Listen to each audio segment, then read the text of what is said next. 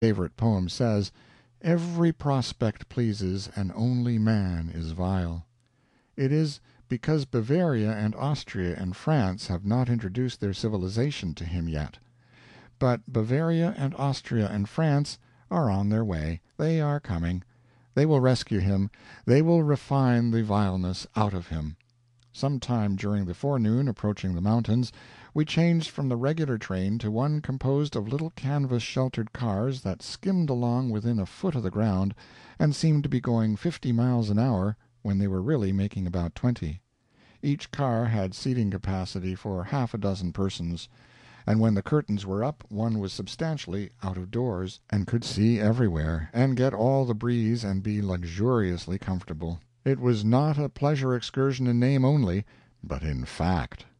After a while we stopped at a little wooden coop of a station just within the curtain of the somber jungle, a place with a deep and dense forest of great trees and scrub and vines all about it. The Royal Bengal tiger is in great force there, and is very bold and unconventional. From this lonely little station a message once went to the railway manager in Calcutta: "Tiger eating station master on front porch. Telegraph instructions." It was there that I had my first tiger hunt. I killed 13. We were presently away again, and the train began to climb the mountains. In one place 7 wild elephants crossed the track, but 2 of them got away before I could overtake them. The railway journey up the mountain is 40 miles, and it takes 8 hours to make it. It is so wild and interesting and exciting and enchanting that it ought to take a week. As for the vegetation, it is a museum.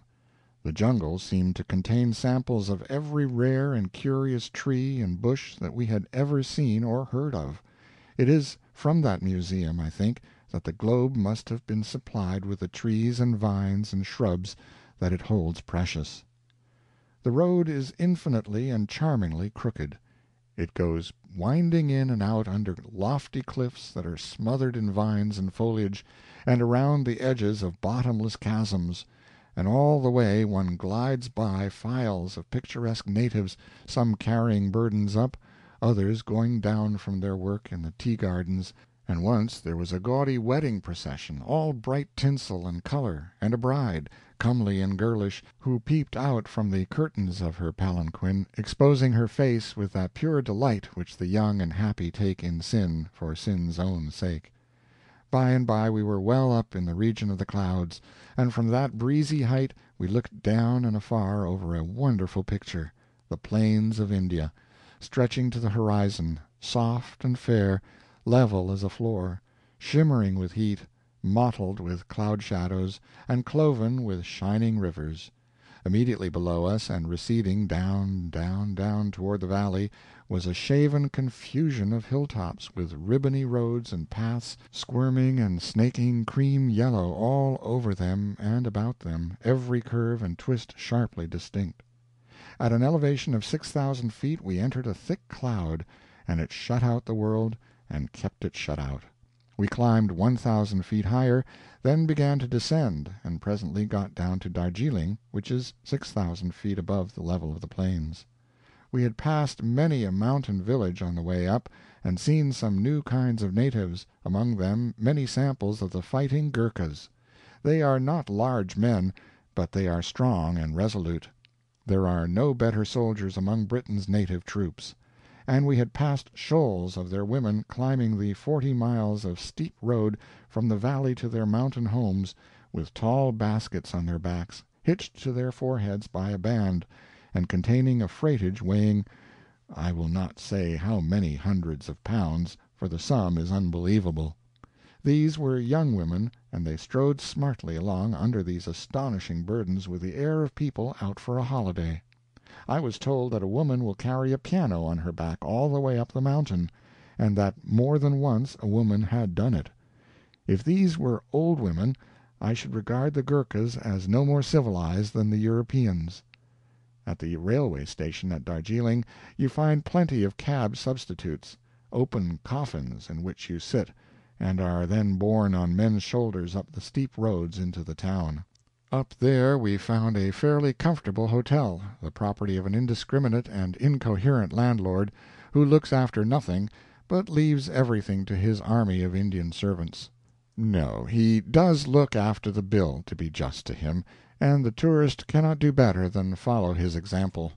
I was told by a resident that the summit of Kinchinjunga is often hidden in the clouds, and that sometimes a tourist has waited 22 days and then been obliged to go away without a sight of it, and yet went not disappointed, for when he got his hotel bill he recognized that he was now seeing the highest thing in the Himalayas. But this is probably a lie. After lecturing I went to the club that night, and that was a comfortable place. It is loftily situated and looks out over a vast spread of scenery. From it you can see where the boundaries of 3 countries come together, some 30 miles away. Tibet is one of them, Nepal another, and I think Herzegovina was the other. Apparently in every town and city in India the gentlemen of the British civil and military service have a club. Sometimes it is a palatial one, always it is pleasant and homelike. The hotels are not always as good as they might be, and the stranger who has access to the club is grateful for his privilege and knows how to value it. Next day was Sunday. Friends came in the gray dawn with horses, and my party rode away to a distant point where Kinchinjunga and Mount Everest show up best. But I stayed at home for a private view, for it was very cold, and I was not acquainted with the horses anyway. I got a pipe and a few blankets and sat for 2 hours at the window and saw the sun drive away the veiling gray and touch up the snow peaks one after another with pale pink splashes and delicate washes of gold, and finally flood the whole mighty convulsion of snow mountains with a deluge of rich splendors. Kinchinjunga's peak was but fitfully visible, but in the between times it was vividly clear against the sky, away up there in the blue dome more than 28,000 feet above sea level, the loftiest land I had ever seen by 12,000 feet or more. It was 45 miles away. Mount Everest is 1,000 feet higher, but it was not a part of that sea of mountains piled up there before me, so I did not see it. But I did not care, because I think that mountains that are as high as that are disagreeable. I changed from the back to the front of the house, and spent the rest of the morning there, watching the swarthy strange tribes flock by from their far homes in the Himalayas. All ages and both sexes were represented, and the breeds were quite new to me, though the costumes of the Tibetans made them look a good deal like Chinamen. The prayer wheel was a frequent feature. It brought me near to these people, and made them seem kinfolk of mine. Through our preacher we do much of our praying by proxy. We do not whirl him around a stick as they do, but that is merely a detail. The swarm swung briskly by, hour after hour, a strange and striking pageant. It was wasted there, and it seemed a pity. It should have been sent streaming through the cities of Europe or America, to refresh eyes weary of the pale monotonies of the circus pageant. These people were bound for the bazaar, with things to sell. We went down there later, and saw that novel congress of the wild peoples, and plowed here and there through it, and concluded that it would be worth coming from Calcutta to see, even if there were no Kinchinjunga and Everest. End of chapter 55.